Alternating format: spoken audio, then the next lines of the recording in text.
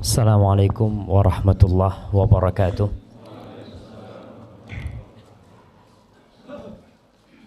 Alhamdulillah alladzi waffaqana li ta'atihi wa arsyadana ila sabili rusydih. Segala puji bagi Allah Jalla Jalaluh yang telah memberikan taufik kepada kita untuk taat kepada Allah, untuk patuh kepada Sang Pencipta. Kita bisa datang ke masjid ini, mendatangi kajian, itu karena kebaikan Allah kepada kita. Kadangkala ada manusia yang merasa sudah berbuat baik kepada Allah. Ya, siap. Kayaknya dimiringin gitu. Ini buat gimana? Yang ini suara dalam. Masya Allah. Iya. Sampai mana kita jamaah?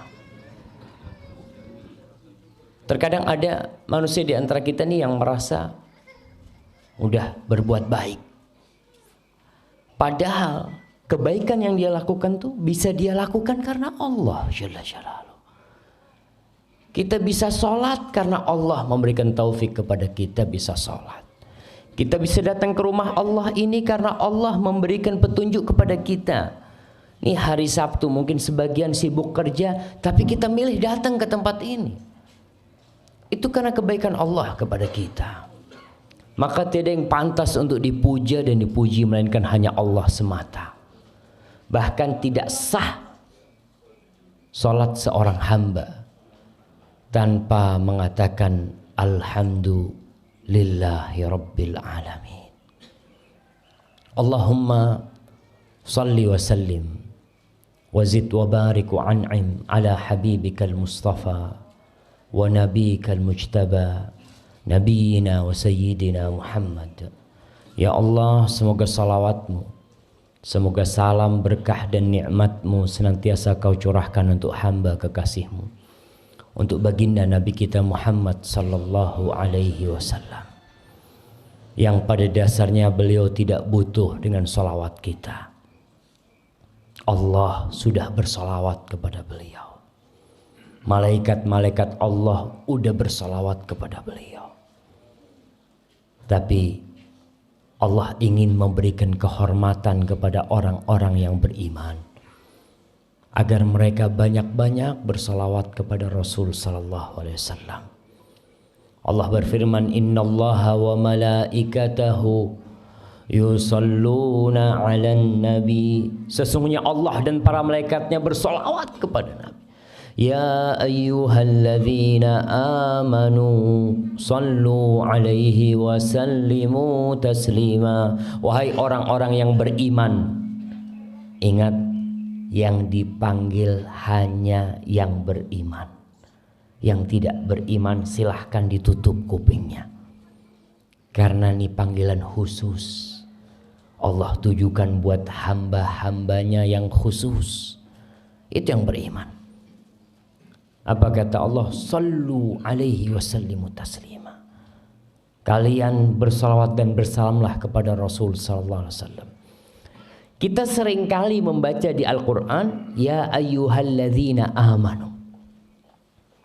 Coba saya mau tanya, berapa kali Allah sebutkan ya ayyuhalladzina amanu di Al-Quranul Karim? Saya mau kasih hadiah nih, mumpung ada hadiahnya di sini jamaah. Jamaah, kita ini ngaji, hatam ya, tapi terkadang ngelewat tuh ya ayyuhalladzina. Kalau lewat ya ayyuhalladzina amanu, kata Ibnu Mas'ud radhiyallahu taala anhu, idza sami'ta ya ayyuhalladzina amanu fa'ariha sam'ak. Kalau kau mendengar ya ayyuhalladzina amanu, rungokno. Kata seperti itu. Dengarkan. Fa imma khairun tu'mar bihi. Setelah ya ayyuhalladzina amanu itu ada satu dari dua hal. Kebaikan yang engkau dikasih tahu sama Allah agar kau mengamalkannya, atau ancaman dan keburukan yang Allah ingin memperingatkanmu supaya kau nggak kena sama bahaya itu. Maka sekali lagi kalau kita baca Quran pas lewat ya ayyuhalladzina amanu berhenti. cari terjemahan. Nih Allah panggil aku nih. Aku nih beriman. Aku yakin bahwasanya Allah panggil aku. Cari buku terjemahan. Kalau nggak punya terjemahan, berangkat ke ustadz, berangkat ke masjid Al-Mina. Datang ustadz nih, kok Allah panggil aku di sini, ya ayyuhalladzina amanu qu anfusakum wa ahlikum nara. Apa artinya ustadz? Ternyata wahai orang-orang yang beriman, jagalah dirimu dan keluargamu dari api neraka. Kita tahu selama ini orang tua sibuk menyelamatkan anaknya dari kelaparan. Orang tuanya sibuk menyelamatkan anaknya dari hujan, dari panas. Tapi jarang di antara kita yang menyelamatkan anaknya dari api neraka. Ya ayyuhalladzina amanu. Coba berapa kali Allah sebutkan di Al-Quran. Jadi kalau kita ngaji itu tadarus atau pas Ramadan, kadang kala orang pada hatamin, pas lewat ya ayyuhalladzina amanu kasih tanda. Ya ayyuhalladzina amanu, halaman sekian. Terus nanti kita cari tahu. Kembali kepada salawat untuk Rasul sallallahu alaihi wasallam. Nabi alaihi salatu wasallam beliau pernah sujud syukur. Sujud syukur. Ditanya Rasul SAW, kenapa kau sujud syukur? Kata dia, atani Jibril. Jibril tadi datang kepada aku. Dia memberikan kabar gembira. Anna man shalla alayya salatan sallallahu alaihi biha ashra. Barang siapa yang bersolat satu kali ini buat aku, kata Nabi alaihi salatu wassalam, maka Allah akan bersolawat 10 kali buat dia.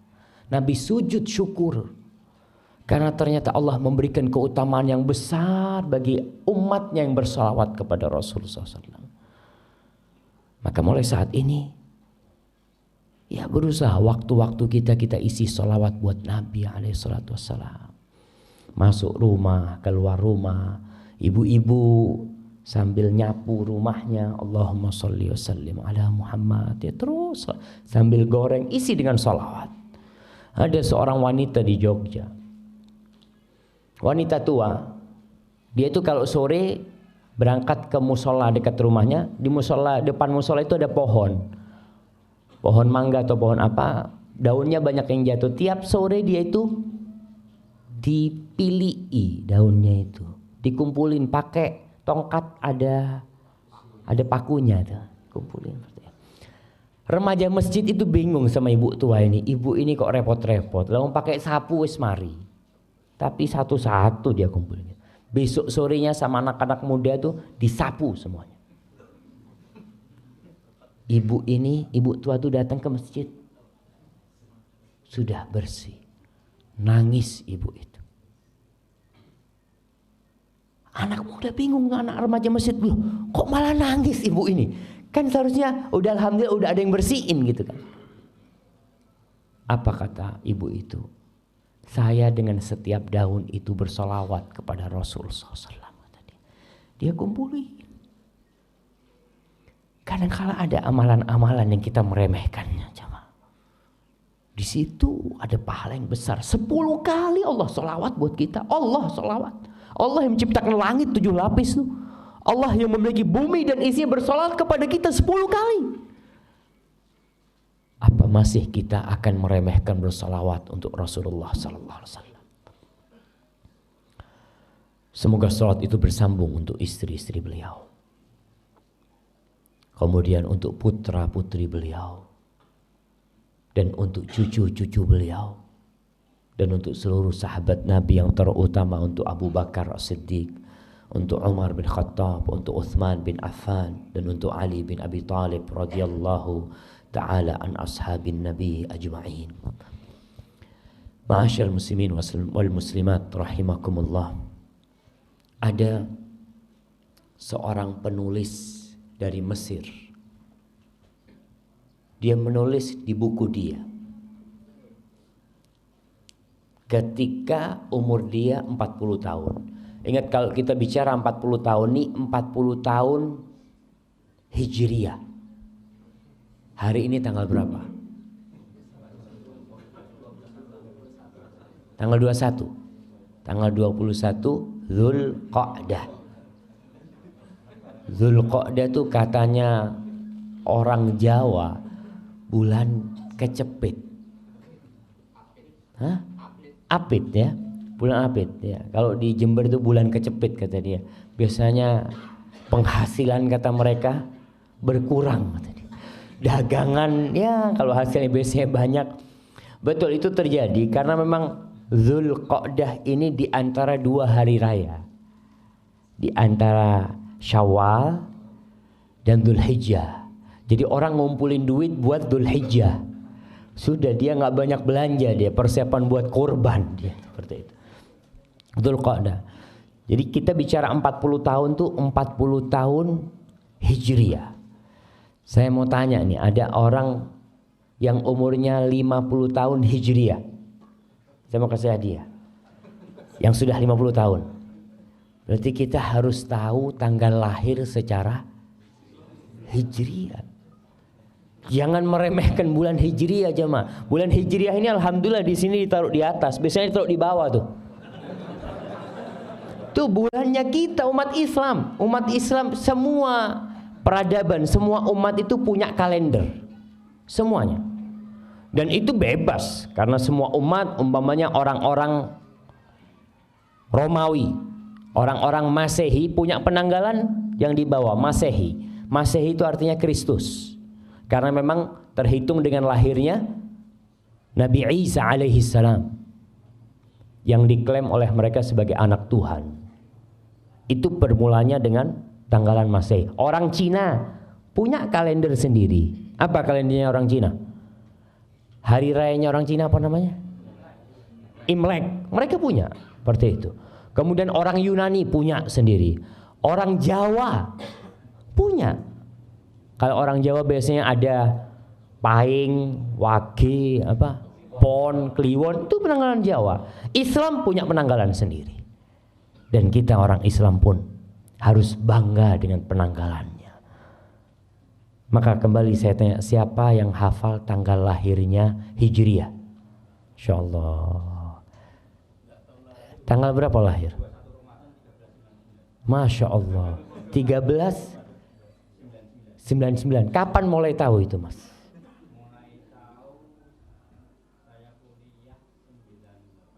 Masya Allah. Barakallahu fikum. Kasih ke beliau. Hadiah. Iya, mana di sini yang tahu tadi? Nah, 1394. Masya Allah. Mulai kapan tahu tanggal lahirnya? Baru 2 tahun yang lalu. Nah, fadhal.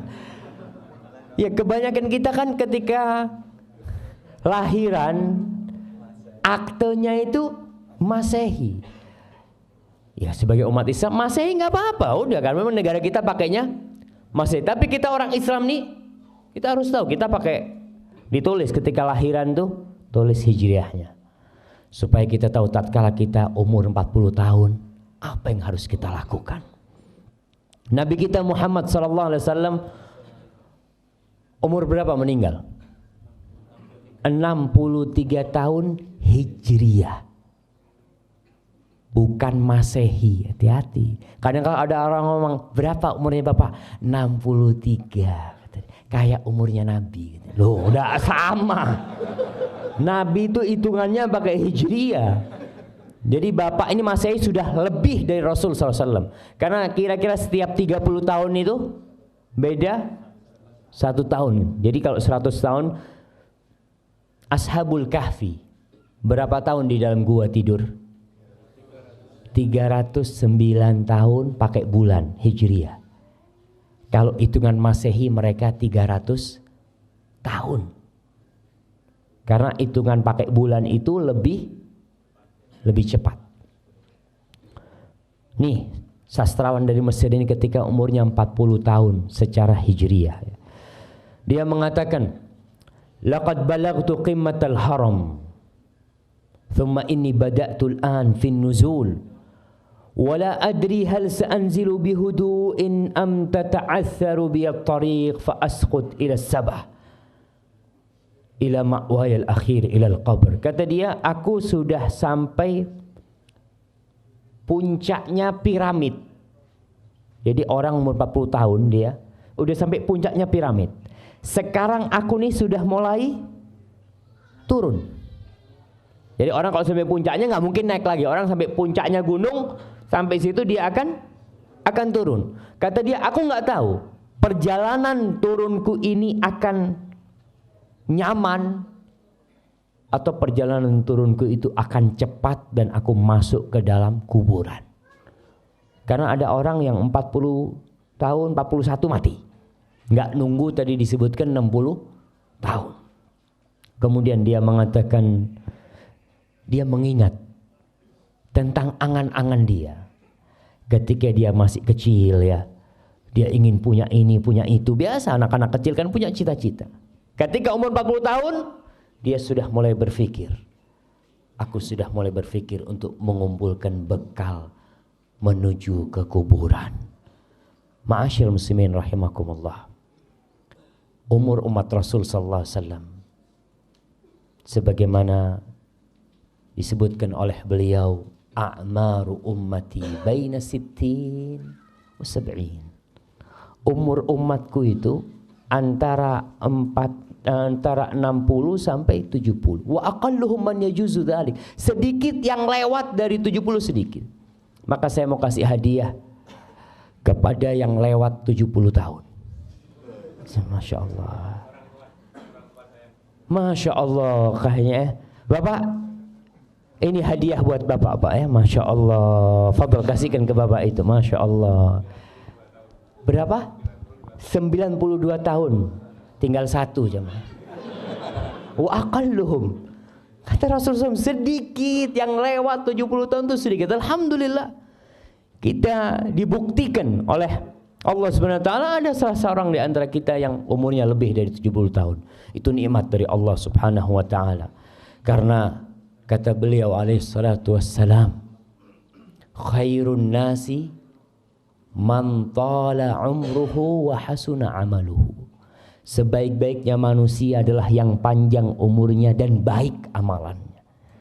Wa syarrun nas man tala umruhu wa sa'a amaluhu. Seburuk-buruknya manusia adalah yang panjang umurnya, buruk amalannya. Kita ini kalau ada orang banyak berbuat dosa, banyak membuat keributan di warga paga sini, apa yang kita lakukan?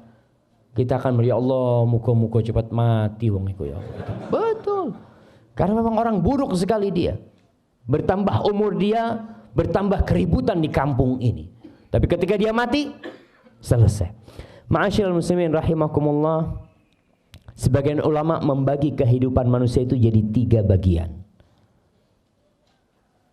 20, 20, 20. 20 itu masa muda. Tambah 20 sampai umur 40 tahun tuh masa kematangan. Matang tuh, kalau buah itu udah matang tuh. Setelah itu sudah masa persiapan untuk mati.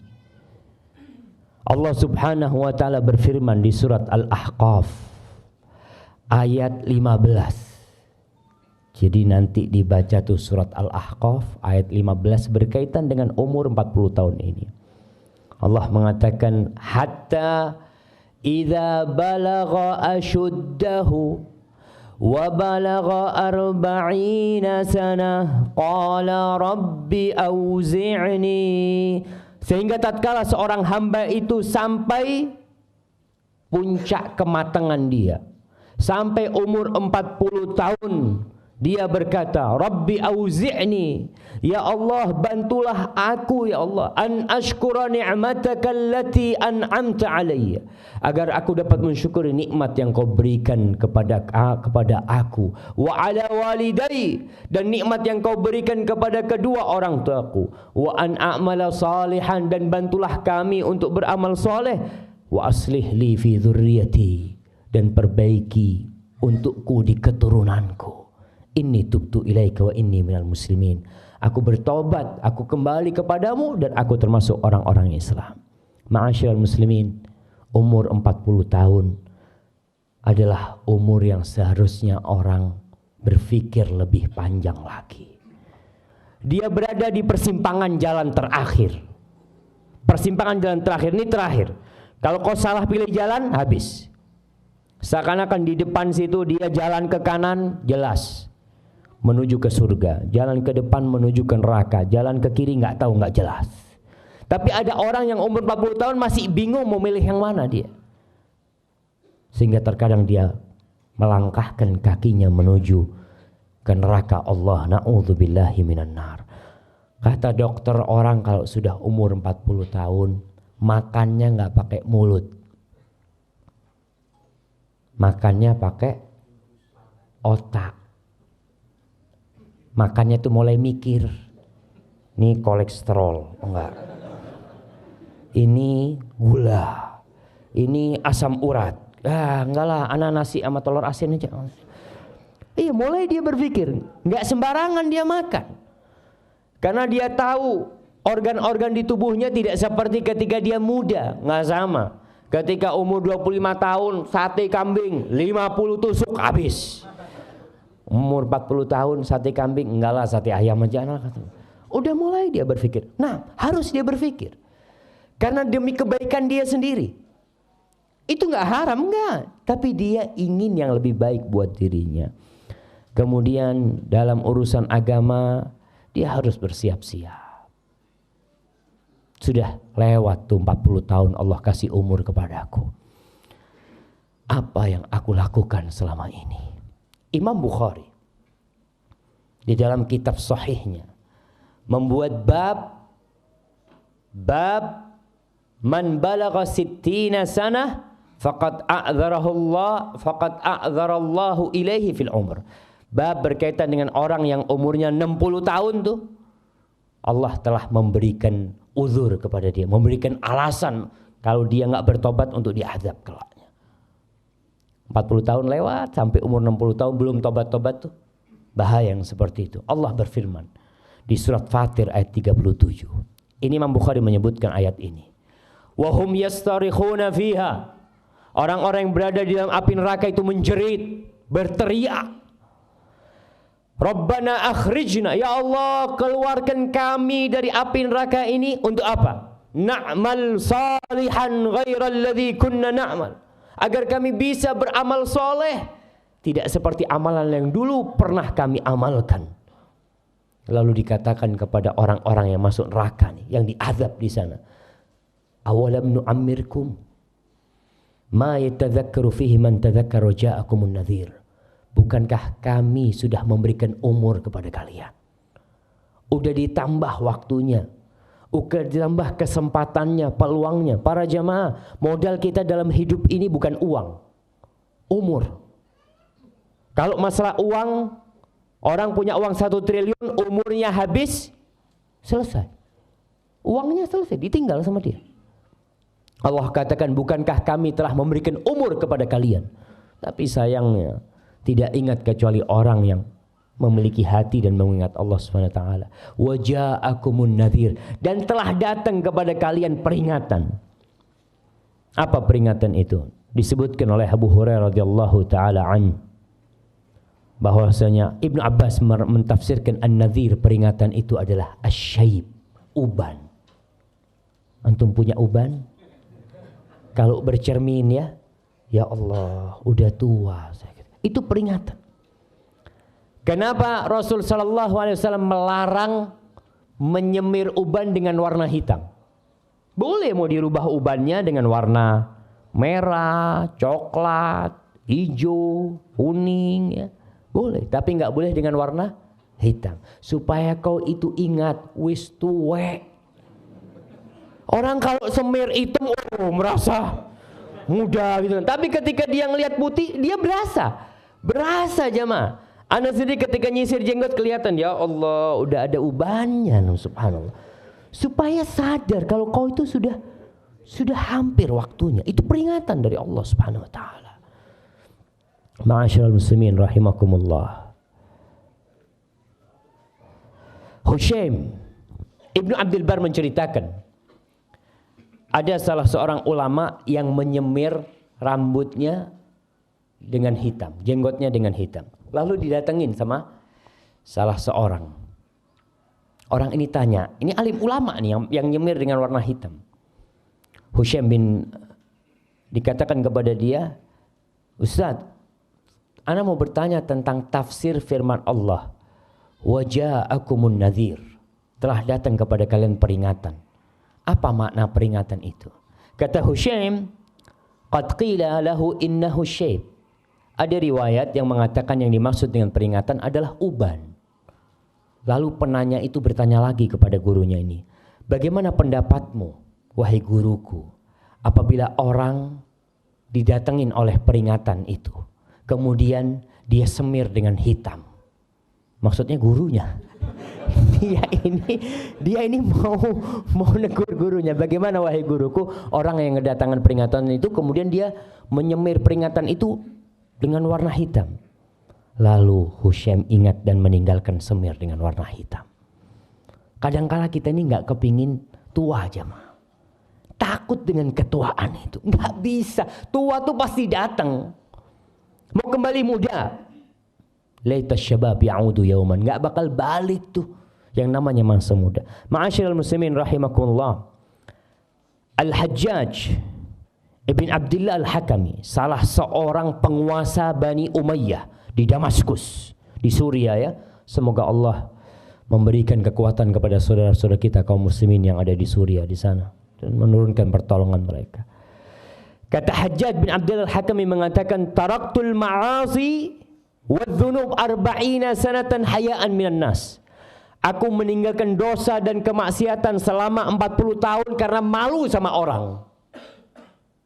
Malu sama orang aku meninggalkan kemaksiatan itu. Thumma taraktuha hayaan minallah tabaraka wa ta'ala. Kemudian setelah 40 tahun aku meninggalkan dosa karena malu sama Allah subhanahu wa ta'ala. Bayangkan Allah kasih umur sama engkau, Allah kasih rizki sama engkau, terus Allah kasih kau tetap berbuat dosa. 40 tahun Allah kasih kesempatan kepada engkau berbuat dosa. Masa kau gak kembali kepada Allah subhanahu wa ta'ala? Ma'asyiral muslimin rahimakumullah. Kalau kita melihat ya ucapan-ucapan ulama-ulama salaf, peringatan-peringatan yang mereka berikan kepada yang umurnya 40 tahun. An-Nakhi berkata, kana yuqali sahibil arba'in ihtafid binafsik. Dikatakan kepada orang yang umurnya 40 tahun dulu, inti jaga-jaga diri ya. Inti jaga-jaga diri. Ada orang naik motor, kena serangan jantung, blek, mati. Ada orang yang mati di tempat kemaksiatan. Kita sering mendengar cerita orang-orang yang minum oplosan itu. 5 orang mati sekaligus. 7 orang mati sekaligus. Rata-rata ya gitu. Orang-orang yang lupa dengan Allah subhanahu wa ta'ala. Ma'asyiral muslimin rahimakumullah. Apa amalan yang perlu dipersiapkan kalau sudah umur 40 tahun? Itu poin yang akan kita bicarakan. Yang belum umur 40 tahun, ya siap-siap mempersiapkan diri. Karena ala bisa karena biasa. Allah subhanahu wa ta'ala berfirman, wa wassaynal insana biwalidayhi ihsana hamalathu ummuhu kurhan wa wada'athu kurhan wa hamluhu wa fisaluhu 30 syahra hatta idza balagha ashuddahu wa balagha 40 sana. Allah menceritakan kami telah mewasiatkan kepada manusia agar berbuat baik kepada kedua orang tuanya. Kemudian Allah ceritakan tentang peran seorang ibu. Ibu kita tuh mengandung kita selama 9 bulan. Dalam kondisi lemah ya. Subhanallah. Saya tahu istri saya sudah melahirkan 5 anak. Dan saya tahu persis bagaimana kondisi dia ketika dia hamil ya. Kemudian ketika dia mau melahirkan, Allahu Akbar. Kita harus sadar kita pun pernah seperti itu di perut ibu kita. Ibu kita susah mengandung kita. Dalam kondisi wanita ini lemah, ditambah dengan beban di perut dia. Kemudian menyusui. Selama 30 bulan hamil dan menyusuinya, kira-kira seperti itu. Kemudian ketika umur 40 tahun, biasanya orang ini sudah mapan hidupnya. Sudah mulai punya istri, mulai punya anak, mulai sibuk dengan pekerjaannya, lupa sama orang tuanya. Lupa. Sebagian orang mengatakan, Ustaz, anak ini udah punya istri, anak ini udah punya anak. Kata dia, nah, kau punya anak. Tapi kau harus tahu bahwasanya orang yang paling berhak kau hormati di muka bumi ini adalah orang tuamu. Apalagi ibu. Maka doa orang yang umur 40 tahun ini, Rabbi auzi'ni an ashkura ni'mataka allati an'amta alayya wa ala walidayya. Nikmat yang kau berikan kepadaku dan kepada kedua orang tuaku. Maka orang kalau sudah umur 40 tahun, dia buka lembaran dia. Sampai mana aku sudah berbakti kepada orang tuaku, kepada bapak ibuku. Pernah seorang sahabat datang kepada Rasul sallallahu alaihi wasallam. Dia mengatakan, ya Rasulullah, man haqqun nas bihusni sahabati. Siapakah manusia yang paling berhak mendapatkan penghormatan dari aku, kebaktianku? Apa kata Rasulullah SAW? Ummuk, ibumu. Lalu tanya lagi, summa man, setelah ibu siapa Rasulullah SAW? Summa ummuk, kemudian ibumu lagi. Tanya lagi sahabat, summa man, kemudian siapa wahai Rasulullah SAW? Summa ummuk, kemudian ibumu. Tanya lagi yang keempat, summa abuk, baru setelah itu bapakmu. Istri di mana? Di bawah bapak. Apalagi anak-anak. Kalau ada 100 orang yang harus kita hormatin di muka bumi ini, yang pertama ibu, yang kedua ibu, yang ketiga ibu, jamaah. Sekali lagi, orang kalau sudah umur 40 tahun banyak sibuk sama keluarganya, jarang berkunjung ke tempat orang tuanya, telepon jarang, punya rezeki lupa sama orang tuanya. Karena berpikir, ya saya sudah punya keluarga sendiri. Ingat, walaupun engkau jenderal bintang 4, jenderal bintang 4, punya pasukan 1000, 10.000 pasukan, ketika engkau di hadapan ibumu, pangkatmu hanya anak, nggak lain. Engkau akan dipanggil nak, dan engkau akan panggil ibu kepada ibu. Masyaallah ikhwah rahimakumullah. Maka coba kita lihat, apakah kalau kita punya rezeki, kita sudah hadiahkan kepada orang tua kita? Kita beli mobil, kita beli ini, beli itu, beliin istri kita, beliin anak-anak kita, tapi kita lupa tidak membelikan orang tua kita. Anak-anak minta beli sesuatu, kita antar, istri kita antar. Ketika ibu, nak ibu kepingin ini nak, oh ya bu, masih belum ada duit. Masyaallah ikhwah. Maka orang yang dekat sama orang tuanya, umpamanya di Pagani, ada orang-orang yang Masya Allah tinggal satu komplek sama orang tuanya, ketemu sama orang tuanya seminggu sekali. Kata dia, iya Ustaz, anak sibuk Ustaz, anak punya pekerjaan. Nah, ibumu sibuk 9 bulan kau dikandung oleh ibumu dalam kondisi dia harus masak, dia harus ngepel, dia harus nyapu, dia harus mempersiapkan rumah demi engkau. Apakah kau sekarang mengatakan sibuk dengan pekerjaanmu, lupa sama orang tuamu, sama bapakmu? Pernah seorang sahabat nih, udah tua renta, dia datang kepada Rasulullah SAW, mengatakan, ya Rasulullah, ada anak muda yang datang. Anak muda datang kepada Nabi mengatakan, ya Rasulullah, inna abi akhadha mali. Wahai Rasulullah sallallahu alaihi wasallam, bapakku ngambil hartaku. Bapaknya ngambil harta anaknya. Akhirnya kata Rasulullah SAW, panggil bapakmu. Dipanggil bapaknya, udah tua, bapaknya datang. Kita katakan anak kalau sudah umur 40 tahun mulai mapan hidupnya sudah. Datang. Wahai orang tua, nih anakmu melaporkan kau ngambil harta anakmu. Si bapak ngomong, ya Rasulullah, apa enggak boleh aku ngambil harta dia? Apa enggak boleh aku ngambil harta dia ya Rasul? Aku yang membesarkan dia. Aku yang enggak tidur malam demi dia. Aku yang merawat dia, yang ngasih makan dia. Apa enggak boleh ya Rasulullah? Ketika dia sudah besar, ketika dia sudah memiliki harta, enggak boleh bagi aku ngambil harta dia. Tanyakan kepada dia, untuk siapa aku berikan harta dia? Subhanallah.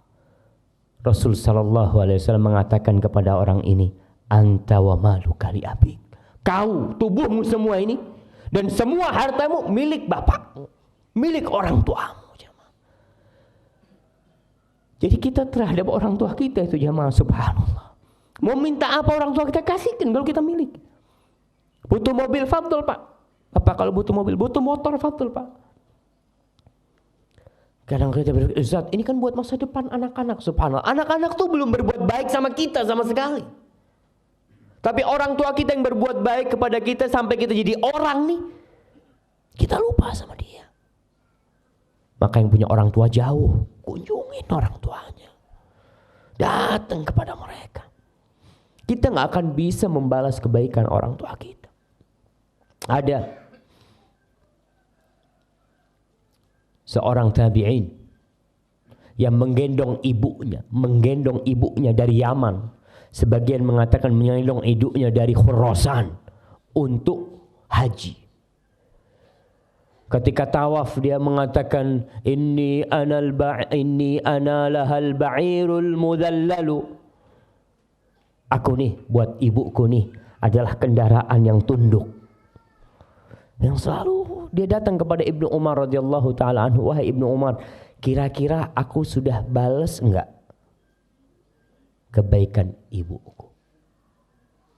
Apa dikatakan kepada dia? Wala zafratun min zafaratiha. Desahan ketika dia sakit hendak mengeluarkanmu dari perutnya, itu satu belum kau balas. Satu. Apalagi yang lainnya. Ada lagi yang datang kepada Umar bin Khattab mengatakan bahwasanya dia merawat ibunya, memandikan ibunya, mengantarkan ibunya ke toilet, ya selalu dia yang ngerjakan semuanya.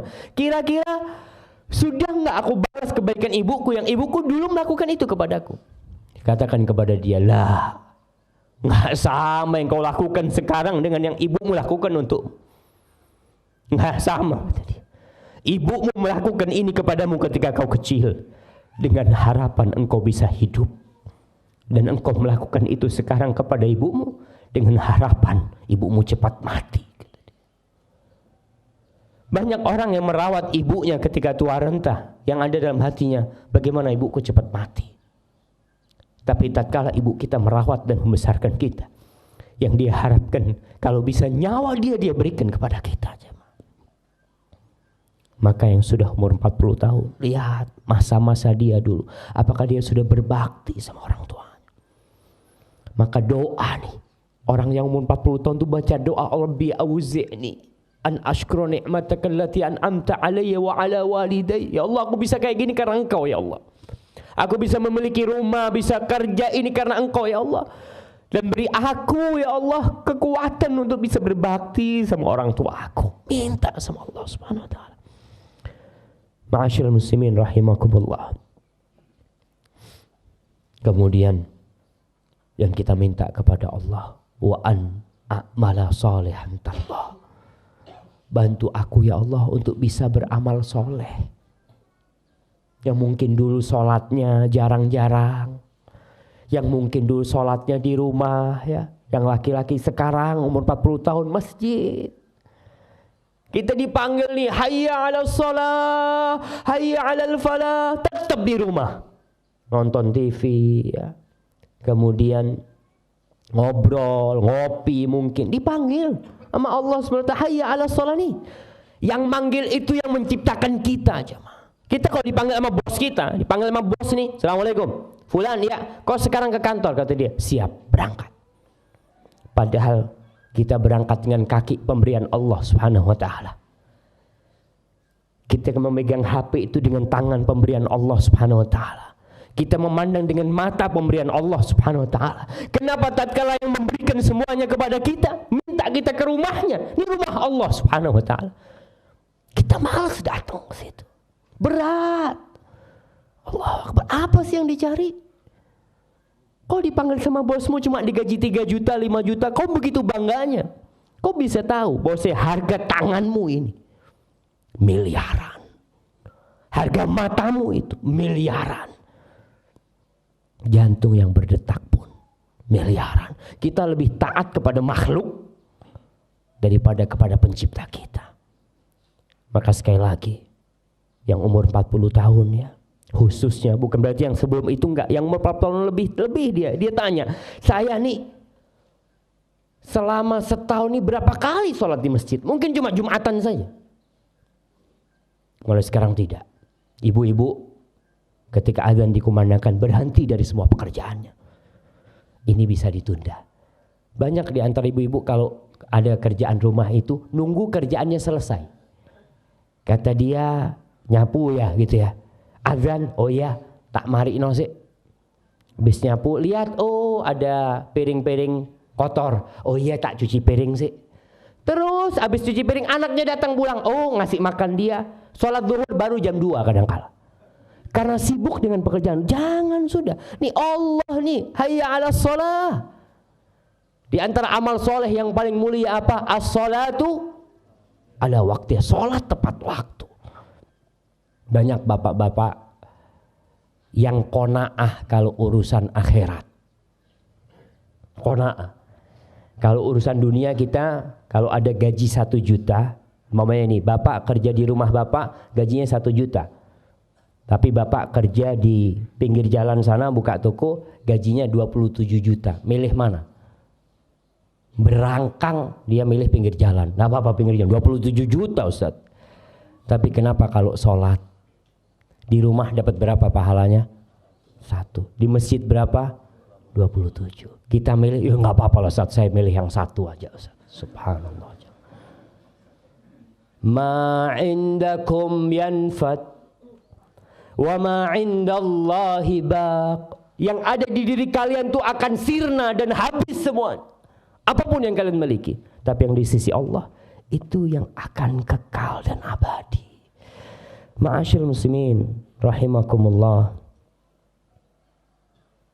Sedekah. Kita lihat tadi ada kotak amal lewat. Iya. Lihat tuh. Ketika kotak amal lewat, kita bawa duit 1 juta ratusan sama 2.000. 1 juta ratusan sama 2.000 perak tuh. Yang mana yang ditaruh jamaah? Yang 2.000. Yang 2.000. Padahal 2.000 ini yang bakal dia jumpain. Tidak sedikit orang-orang nanti ketika hari kiamat yang dia temuin di catatan amalannya cuma 2.000-an. 2.000. Kok cuma 2.000 aja kata dia. Aku punya uang 1 miliar kok nggak ada di sini. Betul, kau tinggal uang itu. Kau tinggal uang itu. Dan seharusnya orang berpikir ketika umur 40 tahun, apa yang aku akan persiapkan? Sebagian ulama memisalkan nih, orang umur 40 tahun itu seperti orang yang berangkat umroh. Berangkat umroh berapa hari biasanya? Nah, biasanya 9 hari lah.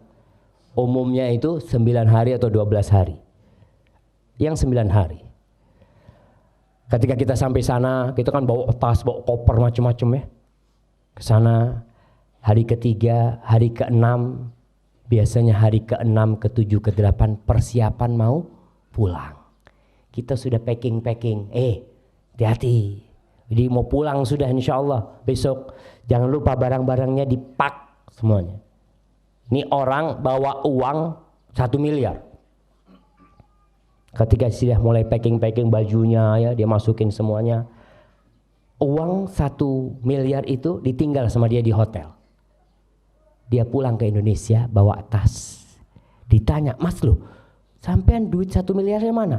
"Saya tinggal di Mekah." "Loh, waras sampean Mas." Kok tinggal? Iya. Orang kan kalau yang akan dibawa, yang dia bawa itu yang mahal, yang berharga. Tapi kenapa kita, yang kita sedekahkan mesti yang tidak berharga? Itu yang akan kita temui di catatan amal kebajikan kita. Ketika dihitung-hitung semua nggak akan ada tuh 1 miliar tuh. Yang ada 2.000, 3.000, 100, 500. Yang 1 juta, 2 juta nggak ada. Nggak dia masukkan ke sana. Maka ma'asyiral muslimin, Allah subhanahu wa ta'ala mengingatkan kepada kita, la tulhikum amwalukum wala auladukum an dzikrillah. Jangan terlenakan harta kalian dan anak-anak kalian dari zikrullah. Salah satu amalan yang harus dilakukan orang yang umur 40 tahun, sedekah. Banyak-banyak sedekah. Punya rumah 5, 1 sedekahkan. Enggak dilarang, kita kaya itu enggak dilarang, jemaah enggak. Kita mau punya rumah 5, punya rumah 7, punya perusahaan 3, punya mobil 10. Nggak dilarang untuk kaya itu. Tapi ingat, yang kau mau bawa itu yang mana? Allah Subhanahu wa ta'ala mengatakan, alhaakumut takatsur hatta zurtumul maqabir. Kalian disibukkan dengan banyak-banyakan harta itu sampai mati akhirnya. Nggak ada yang dibawa sama kalian. Rasul sallallahu alaihi wasallam mengatakan, yadba'ul mayyit thalath. Ada 3 yang akan mengantarkan kita ke kuburan. 3. Kalau orang mati itu 3 akan ikut ke kuburan. Yang pertama, maluhu wa ahluhu wa amaluhu. Mal, harta dia. Harta itu akan ikut ke kuburan. Kalau orang kaya biasanya yang ngantarkan ke kuburan banyak apa sedikit? Banyak. Kalau orang terkenal, artis yang ngantarkan ke kuburan banyak apa sedikit? Banyak. Ahlu, keluarganya ikut semua ke kuburan. Dan bersama amalnya juga ikut ke kuburan. Yarji'ul ithnan wa yabqa wahid. Harta dan keluarganya akan pulang. Pulang mah. Semuanya pulang. Sampai anak yang mencintai orang tuanya. Kalau kita punya anak berbakti sama kita, ketika kita mati, kita akan dimasukkan ke kuburan, diinjak-injak di kuburan, ditinggal sama anak kita. Ditinggal. Nggak akan ada anak yang menemani orang tuanya di kuburan. Terus bersama siapa kita? Cuma bersama amal kita. Rumah yang kita bangunkan besar, nggak kita bawa. Mobil mewah yang kita beli, sawah-sawah yang berhektar-hektar kita miliki, nggak ada yang dibawa. Maka kita kalau sudah umur 40 tahun minta wa an a'mala sholihan, ya Allah. Bantu aku agar aku bisa beramal soleh, ya Allah. Yang nggak pernah sholat sunnah, tambah sholat sunnahnya.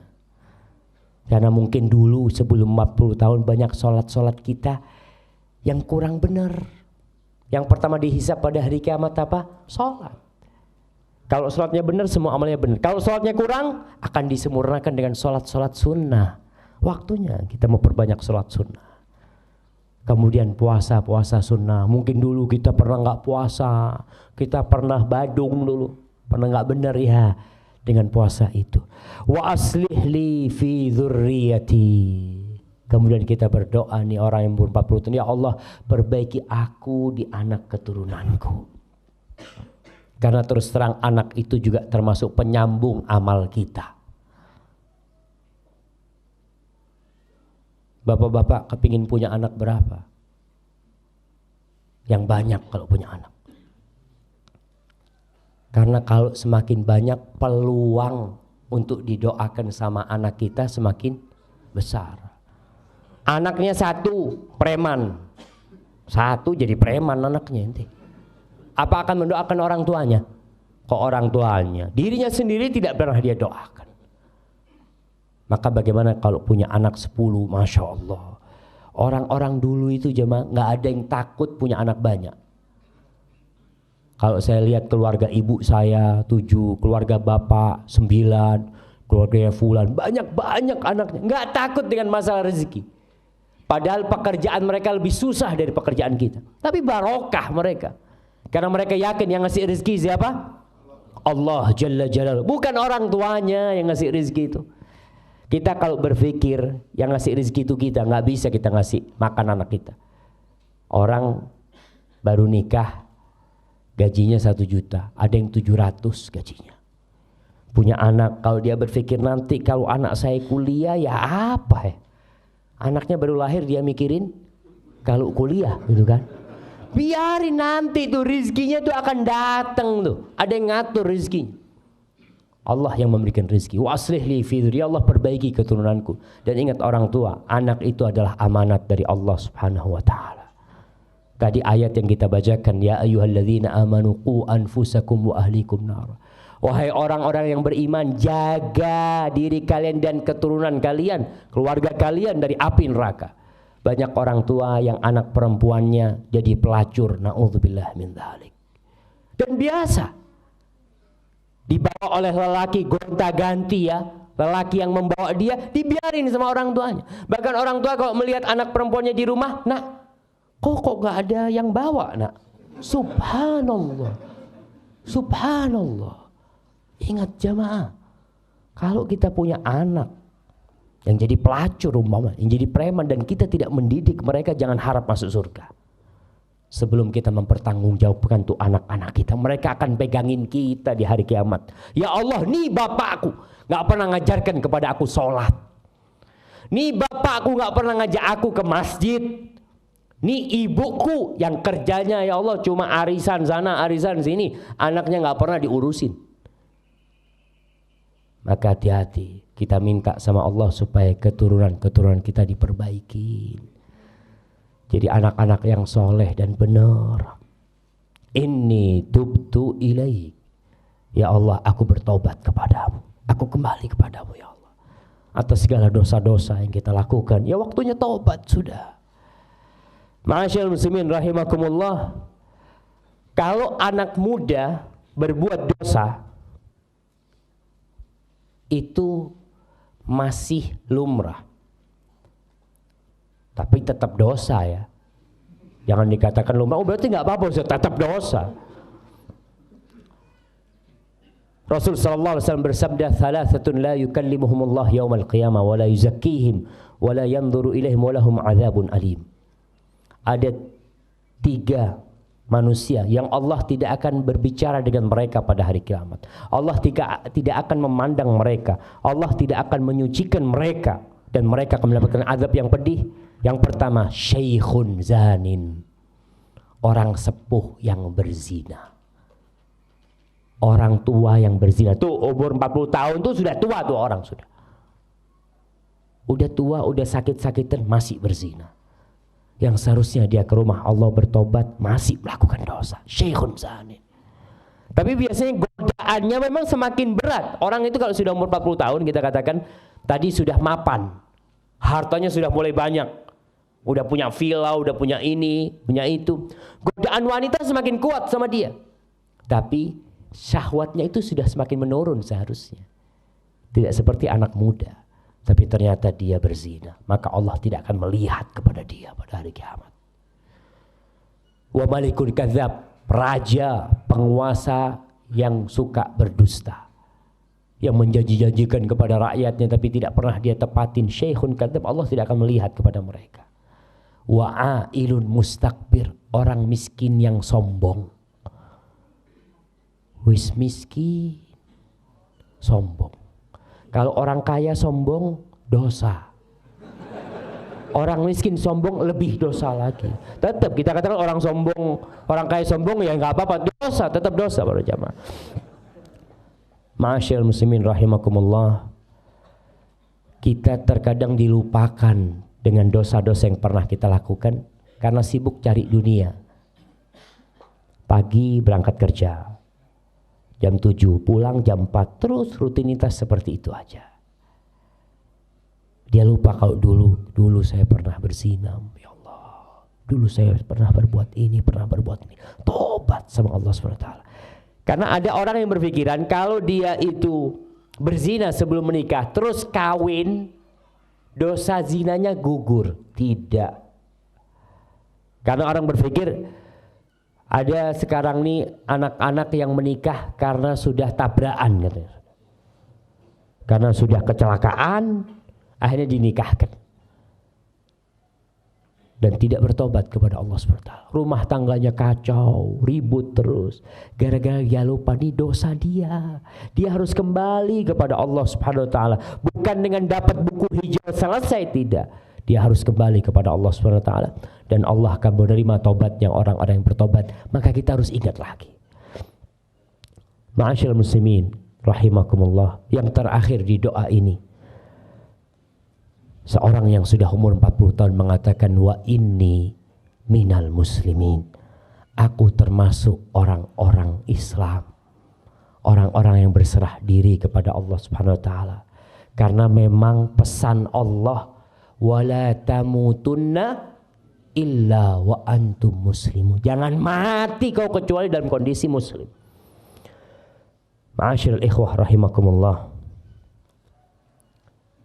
Kita lihat orang-orang yang umurnya 40 tahun. bangun villa. Kalau di daerah Purworejo di mana villanya biasanya jemaah? Hah? Nggak ada. Oke lah, orang-orang Jakarta. Umur 40 tahun, 50 tahun, sukses bangun villa. Bangun villa di Bandung. Bangun villa di Bogor. Udah bangun villa, selesai nih. Villanya 2 hari mati. Dia belum pernah menempatin villa itu. Kena serangan jantung, kena apa. Seorang syekh cerita, ada seorang laki yang kaya raya, dia membangun rumah, apartemen, disebutkan miliaran yang dia keluarkan untuk membangun rumah itu. Setelah selesai, kena serangan jantung. Dikunjungin sama sohibnya ketika sudah mau mati nih, kata dia. Maka dikatakan, di mana menurut ente nih istri ana nih? Kalau ana mati, kawin lagi dia. Rumah ini dinikmatin sama dia dan suami dia. Betul. Antum bisa bayangin. Kadang-kala kita menumpuk dunia bukan untuk diri kita, yang menikmatin orang lain. Disebutkan ada seorang juga yang membangun villanya. Villanya itu dikasih marmernya dari batu yang dari Brazil itu apa namanya? Onik. Sekarang kan musim batu akik nih ya. Antum kadang-kala orang punya koleksi akik, 100 akik di lemarinya. Ada yang dia bawa mati. Satu pun nggak ada yang dia bawa. Bahkan akan dilepas sama anaknya. Kalau bapaknya mati pakai akik, akan dibiarin sama anaknya. Oh, cok pak eman-eman pak. Pak mati wis kono wis. Ibunya ketika mati dengan kalung emasnya dan gelang-gelang emasnya, cincin emasnya, apa anaknya tega membiarkan emas, bukan tega sama ibunya ya. Tega sama emasnya itu dibawa mati ibunya, nggak akan tega dia. Ya salah siapa ibu tidak mensedekahkan. Kalau ibu sedekahkan, ibu akan bawa ke kuburan. Tapi sekarang itu hak kita. Iya, hak ahli waris. Dilepas. Nih, yang Syekh cerita ada seorang membangun villa. Kemudian lantainya itu pakai batu onik. Dikatakan sampai 2,5 tahun dia menghiasi villanya itu. Kurang beberapa hari, udah selesai nih, dia mau datang ke villa itu, mati jamaah. Dan itu realita yang tidak bisa dipungkirin. Apa kita tetap akan menjadi budak-budak dunia?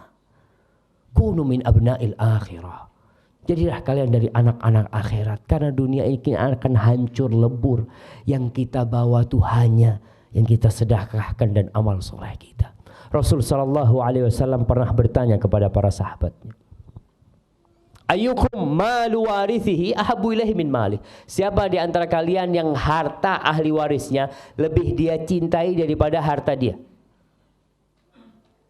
Kata para sahabat, nggak ada Rasul.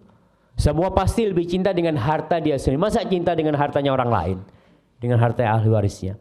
Kata Rasul SAW, malu, hartamu itu ma akaltahu fa'afdat, yang kau makan kemudian habis jadi kotoran. Wa ma labistahu fa'ablat, yang kau pakai kemudian jadi usang. Wa ma anfaqta fa'abqait, dan yang kau sedekahkan kemudian kau simpan. Selain itu adalah hartanya ahli waris. Rumah walaupun sertifikat atas nama kita, perusahaan milik kita, semua sandal yang kita pakai, semua yang milik kita itu akan kita tinggal kecuali yang kita sedekahkan. Ma'asyil ikhwah rahimakumullah. Sekali lagi, banyak-banyaklah berdoa. Dibaca nih surat Al-Ahqaf ayat 15, dihafalin. Sering-sering kita baca, Rabbi auzi'ni an ashkura ni'mataka allati an'amta alayya wa ala walidayya wa an a'mala salihan tardaha wa aslih li fi dhurriyyati inni tubtu ilaika wa inni minal muslimin. Anaknya diajarin, nak sini nak, doakan bapak nak ya. Bapak ini sudah tua, ajarkan kepada anak kita, nak mintakan ampun buat bapak nak ya. Ajarin sama anak kita. Karena kita ingin anak-anak kita diperbaikin. Banyak orang tua yang lebih berat anaknya tidak sekolah daripada anaknya tidak sholat. Subuh, azan dikumandangkan, anaknya nggak dibangunin. Kenapa? Masih kecil, kata dia. Ya Ustaz, masih kecil Ustaz. kan belum wajib sholat. Tapi ketika jam 7 diobrak-abrik anaknya suruh sekolah. Apa sekolah wajib? Lebih wajib mana antara sekolah dengan sholat? Sholat. Maka tolong perhatikan yang seperti itu. Hadza wallahu a'lam bishawab. Itu yang bisa kita kaji pada kesempatan kali ini. Dan pada penghujung acara ini saya sampaikan nasihat dari Abu Darda radhiyallahu taala anhu. Istrinya Ummu Darda pernah meminta sesuatu kepada Abu Darda. Ya, namanya perempuan kadang-kala dia minta yang neko-neko. Banyak istri itu mintanya yang macam-macam gitu kan. Akhirnya Abu Darda mengatakan kepada istrinya, tasabbari. Fa inna amamana aqabatan ka'udan la yujawizuha illa akhafun nasi himlan. Kata Abu Darda, wahai istriku, sabar kau. Kalau mungkin keinginanmu, kebutuhanmu tidak bisa aku berikan, sabar kau. Di depan kita ini ada jalan yang susah, yang terjal, yang gak ada orang bisa melewatin jalan itu kecuali yang bawaannya sedikit. Orang-orang yang bawaannya sedikit insya Allah bisa melewatin seperti itu. Maka dunia ini hanya jembatan untuk menuju kampung akhirat. Tinggalkan semuanya. Kita ketemu nanti di akhirat. Kargukan barang-barang besar ini. Nanti berjumpa kelak di padang mahsyar sana. Berjumpa kelak di timbangan kita. Berjumpa kelak di sirat. Sampai kelak berjumpa dengan kita di dalam surga Allah subhanahu wa ta'ala. Hadza wallahu a'lam bishawab. Wa sallallahu ala nabiyyina Muhammad wa ala alihi wa sahbihi wasallam. Barakallahu fikum. Baik. Silakan masuk ke, mungkin dibacakan saja. Terima kasih. Alhamdulillah sudah kita ikuti arahan dari Ustaz Syafik. Kita lanjutkan sesi tanya jawab. Silahkan boleh ditulis. Langsung saja yang pertama. Assalamualaikum warahmatullahi wabarakatuh. Waalaikumsalam warahmatullahi wabarakatuh. Bagaimana caranya kita memohon ampunan karena kita dan istri kurang berbakti kepada orang tua, tetapi orang tua sudah meninggal. Jazakallahu khairan. Barakallahu fikum ya, Masya Allah. Itulah jamaah, terkadang banyak di antara kita yang sudah terlambat. Rasul sallallahu alaihi wasallam mengatakan, syaqiyun abdun adraka abawaihi aw ahadahuma fil kibar falam yudkhilahul jannah. Celaka seorang hamba, sengsara seorang hamba yang hidup dalam kondisi masih memiliki orang tua yang sudah sepuh, tapi ternyata orang tua yang sudah sepuh itu tidak bisa memasukkan dia ke dalam surga. Karena mungkin tadi dia tidak berbakti kepada kedua orang tuanya. Kalau sudah mati, tiket masuk surga dia sudah selesai. Kalau lewat tiket paling dekat kita tidak bisa masuk surga, apa akan pakai tiket yang jauh sama masuk surga Allah SWT. Namun pintu taubat itu terbuka bagi seorang yang belum berbakti kepada orang tuanya di masa hidupnya. Yang pertama yang harus dia lakukan adalah istighfar untuk keduanya. Rabbighfirli wa liwalidayya warhamhuma kama rabbayani shaghira. Yang kedua yang bisa dia lakukan adalah bersedekah untuk kedua orang tuanya. Dia punya rezeki, orang tuanya ninggalin warisan, bangunkan masjid buat orang tuanya, wakaf buat orang tuanya. Itu mungkin yang bisa kita lakukan setelah meninggalnya mereka.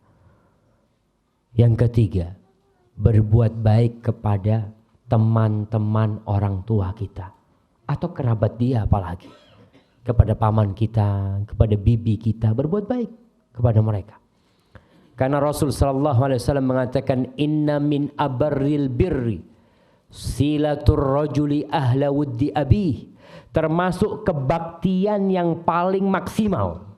Termasuk kebaktian paling maksimal itu seorang anak berbuat baik kepada orang-orang yang dicintai oleh orang tuanya. Seorang muslim berbuat baik sama orang tuanya itu bukan karena orang tuanya ada di depan dia, tidak. Kita nggak munafik. Kita kadang-kadang sama orang tua kita pura-pura baik, di belakang kita mencela orang tua kita. Tidak. Orang tua kita nggak ada, udah mati, tetap kita berbuat baik kepada orang tua kita. Tadi berbuat baik kepada teman-teman orang tua kita. Kita datang ke rumah mereka, kita kasih, ya kalau ada sedekah-sedekah buat mereka, kita potong kurban, kita ingat dengan teman-teman orang tua kita. Itu termasuk kebaktian yang bisa kita lakukan untuk orang tua yang sudah meninggal. Wallahu a'lam bishawab. Nah. Terima kasih. Assalamualaikum warahmatullahi wabarakatuh. Waalaikumsalam. Bagaimanakah sikap saya seandainya dilarang sama suami untuk datang ke kajian, sedangkan suami belum tidak mau diajak? Itu yang pertama, Ustaz. Yang kedua, apakah Ustaz Syafiq adanya Ustaz Dr. Khalid MA? Terima kasih.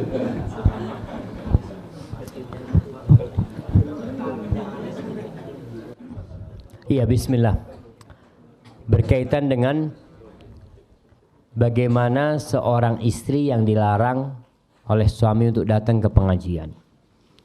Para suami harus tahu bahwa perempuan-perempuan itu, walaupun mereka ada di bawah kekuasaan seorang lelaki sebagai suami, mereka tetap adalah hamba-hamba Allah.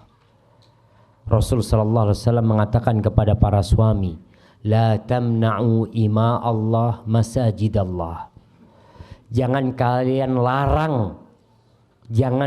larang wanita-wanita hamba-hamba Allah itu untuk datang ke masjid-masjid Allah, ke rumah-rumah Allah. Nggak boleh suami melarang istrinya ke rumah Allah subhanahu wa ta'ala, nggak boleh. Itu suatu perbuatan dosa tatkala dia melarang istrinya ke rumah Allah. Istri mau sholat ke masjid, memang wanita lebih baik sholat di mana? Di rumah. Tapi kalau istrinya mau ke masjid, boleh suami melarang? Nggak boleh. Mengatakan, bang, aku kepingin sholat subuh di masjid. Apa yang bisa dia lakukan? Ya tafadhali. Itu hakmu untuk ke rumah Allah. Tapi tetap harus izin kepada suami. Karena jangan sampai suami pulang, istrinya hilang gitu kan. Mana istriku, nggak ada. Padahal istrinya ada di masjid. Bagaimana posisi istri yang dilarang datang kajian? Ya berusaha untuk mengambil hati suaminya, ya. Jangan sampai pengajian itu kan dalam artian nggak harus di masjid. Bisa jadi kita dapat kajian lewat radio, lewat apa, ya, lewat TV, atau kita bisa baca buku. Tapi tetap kalau untuk keluar rumah izin sama semua suaminya. Doakan suaminya mudah-mudahan terbuka pintu hatinya sehingga mengizinkan dia untuk datang ke rumah Allah SWT.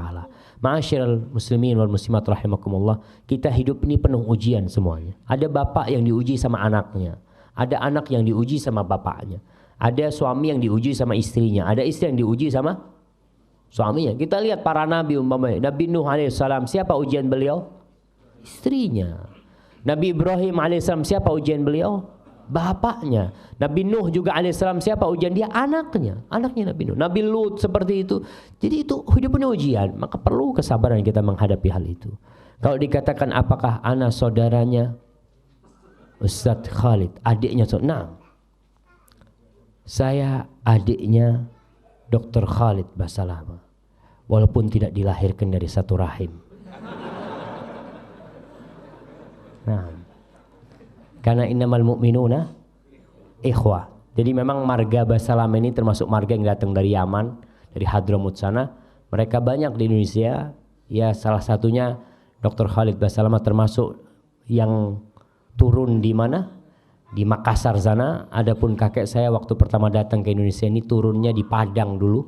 Dari Padang ke Jakarta. Seperti itu mungkin.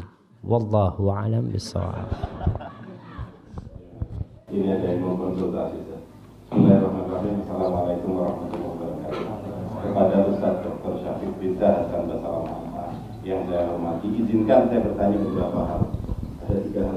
Yang pertama, apakah boleh wanita Arab atau wanita Arab turunan di Indonesia dipinang oleh pria non-Arab yang tidak berkeluarga tapi satu akidah, yaitu Ahlus Sunnah wal Jamaah?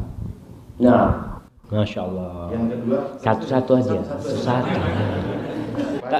Kecuali berkaitan.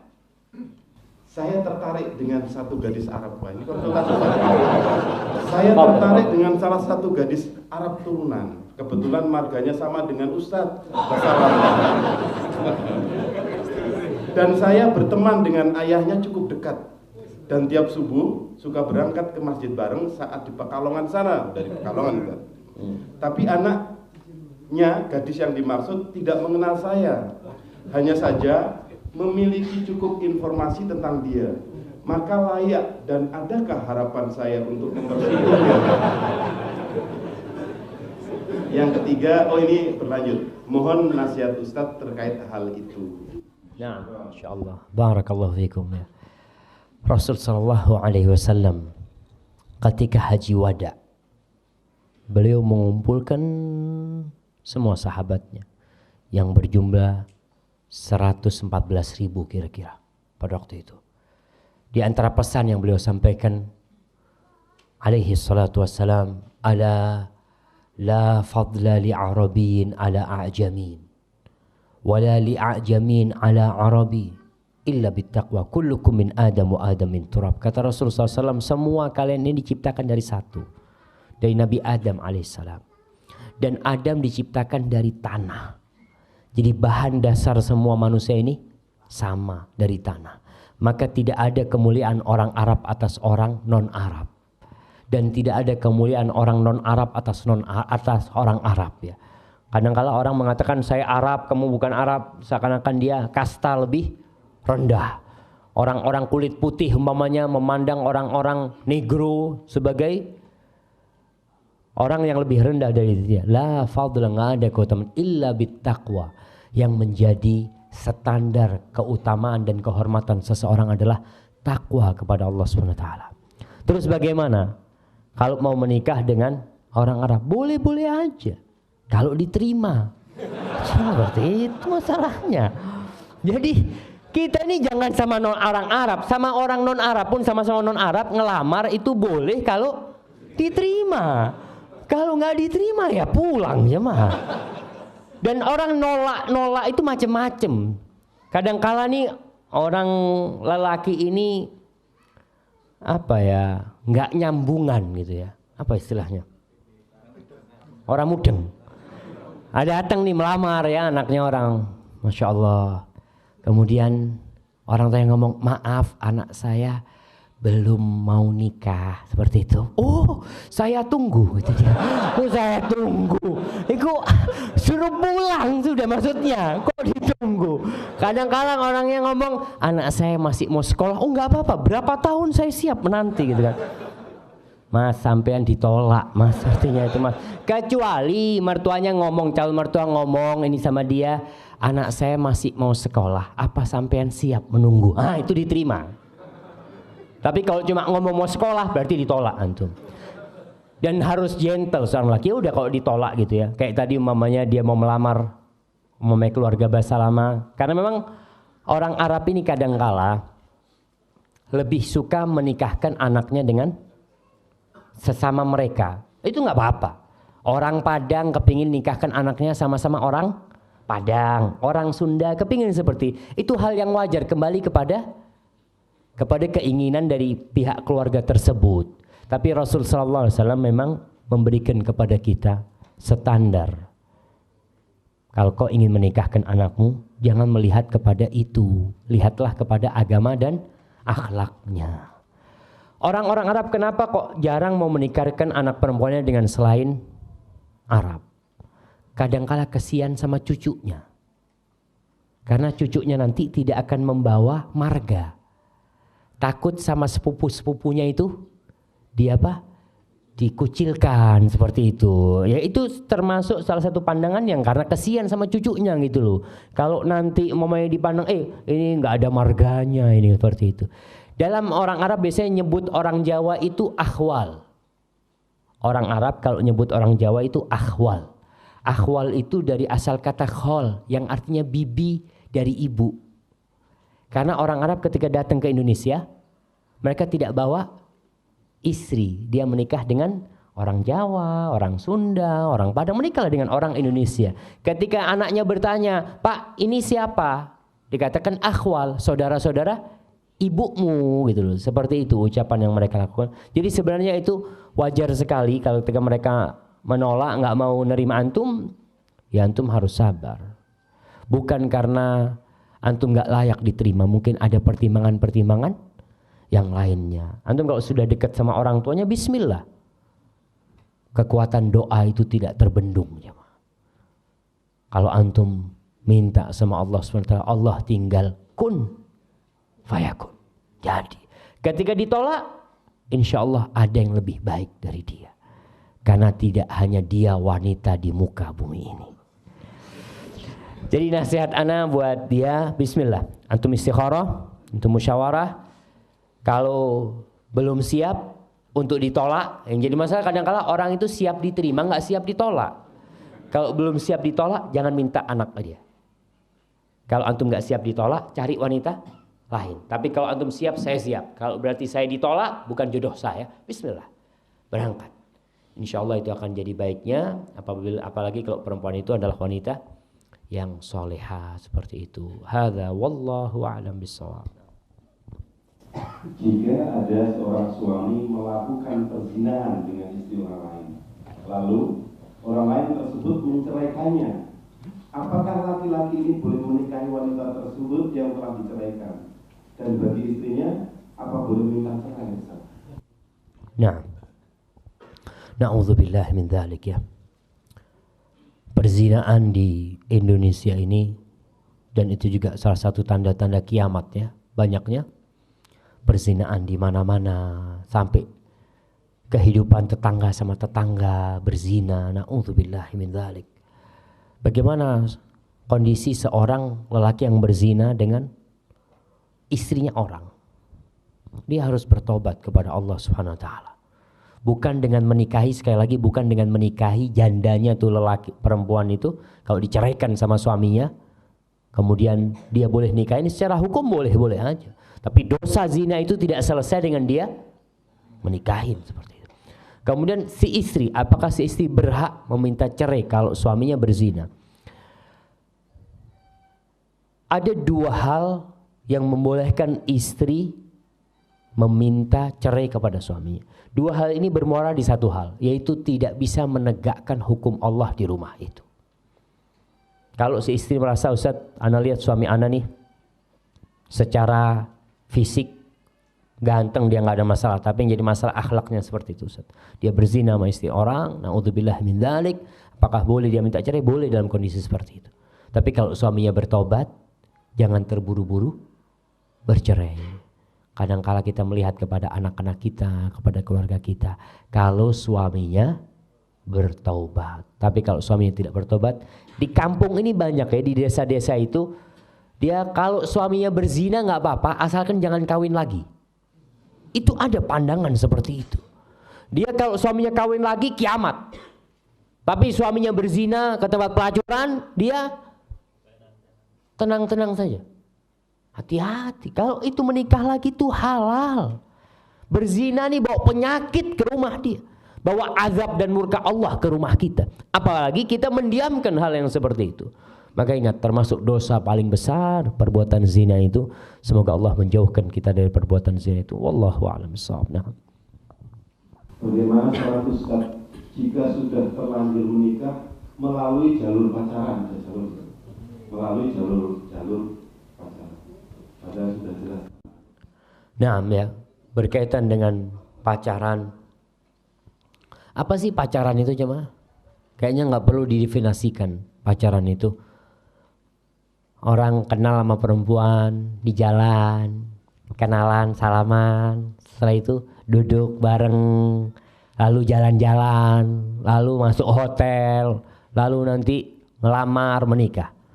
Itu termasuk dimurkain oleh Allah Subhanahu wa taala. Nyentuh perempuan yang bukan mahramnya, boleh apa nggak boleh? Nggak boleh jemaah.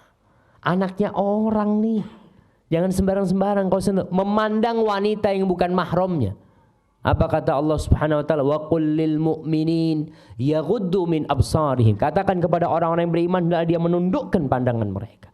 Rasul sallallahu alaihi wasallam itu ketika berbaiat dengan wanita-wanita, beliau tidak membaiat dengan tangan beliau. Kalau lelaki-laki itu datang masuk Islam, berjanji sama Nabi, salaman Nabi sama mereka. Karena lelaki, tapi kalau perempuan, Nabi enggak. Sekarang di Indonesia ini salaman, cipika, na'udzubillah min dzalik, acara di televisi, tidak tahu saya kapan pernah melihat acara itu. ada ketemu fans, artis laki ketemu sama fan perempuan. Itu fan perempuannya dipegang, dipeluk. Na'udzubillah, Muslim. Kalau kafir fadl nggak apa-apa. Kau tuh orang Islam, kau harus tahu hukum sebagai seorang Muslim. Kau tuh hamba Allah, budaknya Allah kau itu. Maka kalau tadi sudah kadung pacaran dan kemudian menikah, banyak-banyak istighfar atas dosa yang pernah dia lakukan. Dan orang tua harus carikan menantu yang baik, ya, harus carikan suami yang baik buat anaknya supaya anaknya hidup berbahagia kelaknya. Hadza wallahu a'lam bissawab. Nah. Mana yang harus didahulukan, Ustaz? Ukhuwah Islamiyah, ukhuwah wataniyah, ukhuwah basyariyah? Masyaallah. Jadi memang kalau kita melihat ukhuwah ini ada macam-macam. Yang pertama tadi disebutkan ada ukhuwah insaniyah, sama-sama manusia. Ya memanglah kita sama-sama manusia. Kemudian ukhuwah qaumiyah, mungkin sekarang disebut wataniyah, saudara satu qabilah, satu suku, satu negara. Dan ada ukhuwah Islamiyah. Mana yang harus didahulukan? Ingat bahwa semua persaudaraan yang tidak dibangun di atas ketakwaan kepada Allah Subhanahu wa taala itu akan sirna dan musnah nantinya. Kita satu kerabat, satu nasab, satu darah, tapi kalau tidak dibangun persaudaraan kita di atas iman kepada Allah Subhanahu wa taala, maka tidak akan ada artinya. Ukhuwah Islamiyah itu yang pertama. Tapi kita hidup umpamanya seperti di Indonesia. Kita di Indonesia ada orang kafir, tetangga kita non muslim, ya kita punya kewajiban menghormati dia. Rasul sallallahu alaihi wasallam ketika hidup di kota Madinah, beliau berdampingan dengan orang-orang Yahudi dan Rasul menghargai mereka. Selama mereka tidak berbuat kejahatan, Nabi membiarkan mereka. Dan itu perintah dari Allah Subhanahu wa taala agar kita berbuat baik. Innallaha ya'muru bil adli wal ihsan, berbuat baik kepada semuanya. Kepada binatang pun kita berbuat baik kepada mereka. Tapi tidak sampai melampaui batas-batas. Kadang-kala toleransi di negeri kita ini melampaui batas. Contohnya urusan agama. Natalan umpamanya, Natal. Boleh nggak kita mengucapkan Natal kepada tetangga kita yang non muslim? Kita bantu dia, kita bangunin rumah dia. Dia sakit kita bawa ke dokter, kita punya rezeki kita bagi, itu boleh. Itu urusan sosial. Tapi urusan agama, lakum dinukum waliyadin. Ini urusan ibadah, ini sudah. Dia merayakan hari kelahiran Tuhan. Ketika kita datang mengatakan itu, berarti kita ikut melestarikan hal itu, tidak. Jadi kalau nanti mungkin kita punya, kadang-kadang banyak pertanyaan, Ustaz, bos ana nih non muslim Ustaz, kata dia. Dia kalau lebaran mengucapkan selamat hari raya. Kalau Natalan gimana Ustaz? Kalau saya nggak mengucapkan nggak enak. Ya ucapkan sama dia, datang ke tempat dia. Bos, lakum dinukum waliyadin, bos. Nah, supaya tahu memang lakum dinukum waliyadin. Berarti bosnya, oh ya terima kasih gitu kan bosnya. Ya supaya tahu kita muslim. Kita ini dididik untuk tauhid, untuk la ilaha illallah. Nggak ada Tuhan tiga, nggak ada Tuhan tiga. Tuhan itu satu. Kita baca qul huwallahu ahad, qul ya ayyuhal kafirun. Kita didik untuk tauhid. Kok pas Natalan kita mengucapkan selamat Natal, selamat atas kelahiran Tuhanmu. Kita mengucapkan selamat. Ya enggak lah, jamaah. Kalau lebaran sekedar lebaran Idul Fitri, tidak ada hubungan mungkin dengan urusan ketuhanan, tapi ini Natalan berurusan dengan tauhid. Hati-hati yang seperti itu. Hadza wallahu a'lam bissawab. Nah. Assalamualaikum. Ustaz mau tanya, bagaimana mengatasi seorang istri yang selalu cemburu, Ustaz? Insyaallah. Ini kayak mewakili semua ini. Masya Allah, Masya Allah. Cemburu itu berlandaskan cinta. Jadi kalau seorang istri cemburu kepada suaminya, itu wajar, asalkan tidak berlebihan. Kalau cemburu sudah berlebihan jadi setan yang ada was-was. Suaminya pulang agak malam, oh kayaknya wis kawin meneng mah. Seperti itu. Apa? Enggak, husnudzon sama suaminya, ibu-ibu. Kemudian bagaimana sikap suami? Suami ketika mendapati istrinya pencemburu, dia hargai kecemburuan istrinya, diarahkan kepada yang lebih baik. Jadi masalah kadang-kala istri ini cemburu sama keluarga suami. Cemburu sama adiknya suami, cemburu sama ibunya suami, itu lebih berat lagi. Itu bukan cemburu, yang ada itu namanya hasud, iri dengki. Ketika suami ngasih kepada ibunya, apa kata istri? Kok enak ibu dikasih terus? Allahu Akbar. Tuh ibu, suami itu yang melahirkan suamimu. Suamimu bisa kayak gini gara-gara ibunya. Jadi bapak ketika menghadapi kecemburuan suaminya, ya dijelaskan. Harus dibuka. Kemudian ibu-ibu juga dikasih nasihat. Tidak suka mencurigai suaminya. HP suaminya dibukain ya. Suaminya lagi masuk kamar mandi diambil. Dompet suaminya dibuka. Mungkin ada apa macam-macam. Itu termasuk perbuatan yang tidak hak ya. Karena hal itu akan membuat rumah tangga jadi kacau akhirnya nantinya. Tapi kalau memang sudah ada bukti, umpamanya suaminya berbuat yang tidak benar, dinasehati, ngobrol sama suaminya dengan cara yang baik. Dan kalau mau ngasih nasihat suami ibu-ibu, jangan menggurui. Karena suami-suami di sini nggak suka diguruin. Iya, lelaki itu egois tuh. Jangan kalau suaminya punya salah, baru datang kerja, Mas, sini Mas, duduk sini. Ada yang ingin saya sampaikan. Nggak seperti itu kalau mau ngomong sama suami ya. Udah bikinin teh macem-macem, ambil dipijetin ya. Mas boleh saya ngomong Mas? Dengar tuh suaminya tuh. Iya ada apa dik? Baru kasih nasihat. Insya Allah dengar seperti itu. Hadza wallahu a'lam bishawab. Ini kayaknya sudah waktunya nih. Terakhir. Nah. Ada beberapa pertanyaan yang memang agak sama ya Ustaz ya. Ya.